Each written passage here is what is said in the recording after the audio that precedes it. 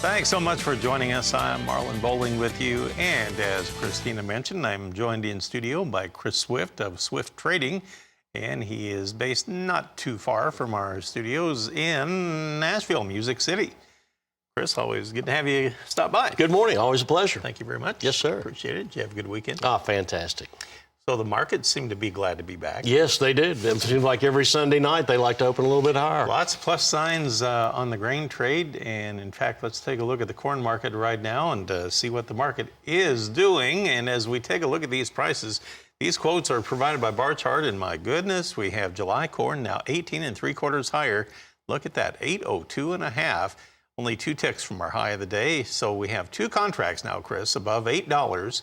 And December new crop corn is working that way. It's 13 higher at 748.25 off of its low from last night of 737. So pretty strong performance being turned in here on the corn market so far. Then you have soybeans. Wow, May up 31.25 and July now 28.25 higher at 1693.5. We have November new crop soybeans 19.5. Check that, now 20 cents higher at 1521.5. And you know what? That's a new high for the day. So strong there too. And of course, not to be outdone, we bring up the wheat market. We'll start with Chicago. Here you have July wheat 31.5 higher at 1136. And it is actually off of its earlier high by about 7 cents. And in the Kansas City market, where John Jenkinson had posted those pictures of some of that dry wheat out there in the southwest part of the state, we have July KC wheat up 33.25 at 1190. We have the September up 31.25. Then we switch to the spring wheat, where they're trying to get the new crop planted, Chris, and we have July 33.25 higher at 1180. I would imagine that's probably directly related to that forecast that Christina was just showing with all the snow. They had been on, I think, an average pace to get the crop in, but I think they're going to fall behind this week. It's going to be a little bit difficult to get it through that snow.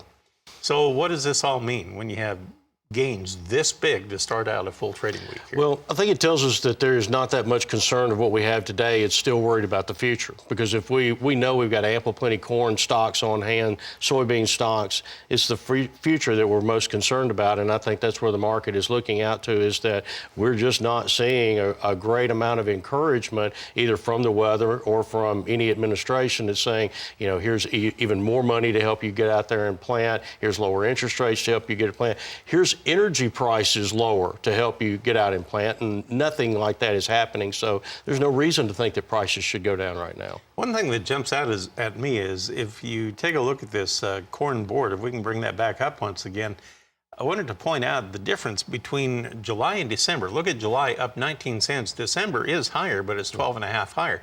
Now they're widening that spread back out again in favor of the nearbys. Now, what does that tell you? Well, I think it's demand. I think we have a tremendous demand, because the only reason you have the front month trading higher is that I have to have it now. It doesn't matter what the price is. I have to have it now. So we have demand. We have plenty of money out there still, clearly.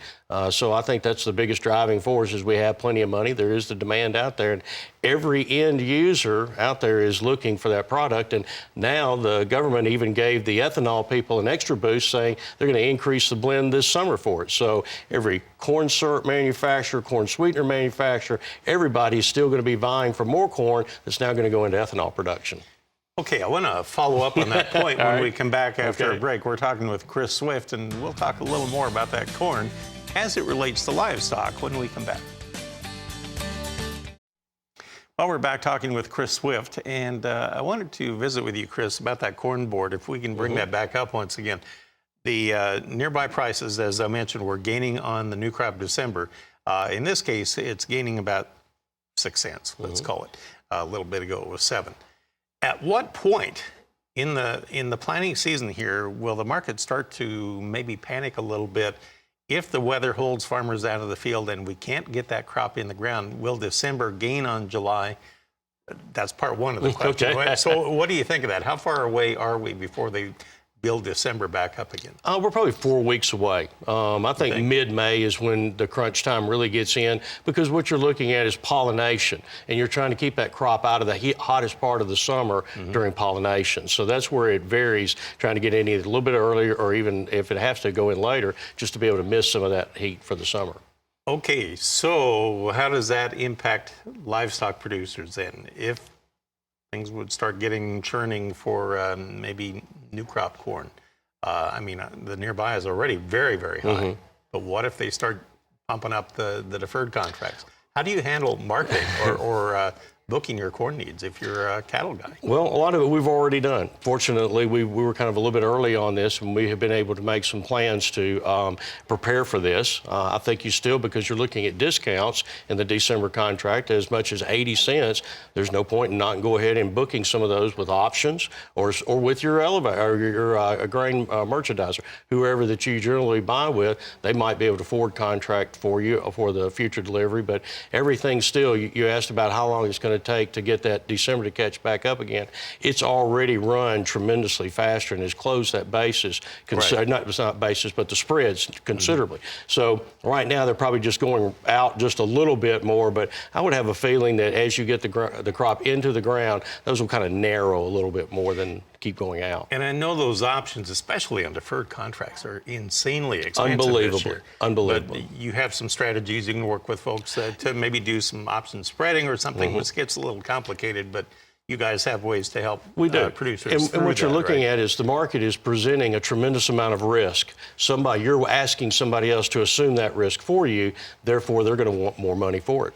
Well, let's walk through the prices here. We'll go to live cattle quotes, and again, our quotes are provided by bar chart. So June live cattle are actually higher by 60 cents right now at 137.02. They're hanging right in there today. The deferred month's not as strong. And then, of course, on the feeders, they're getting pounded on. May down $1.95 at 159.82, and look at August down 2.20 at 172.15 here this morning. Meanwhile, on the lean hog market, higher across the board, triple-digit gains on all the nearbys. You have June now up $1.75 at 120.22.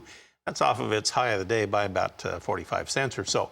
Well, Chris, good to talk with you again. Thank you. Always a pleasure. You're welcome back anytime. Thanks, sir. So, in fact, you can come back next Monday, maybe. Chris Swift of Swift Trading with us. He's right here in Nashville. Janet, back to you.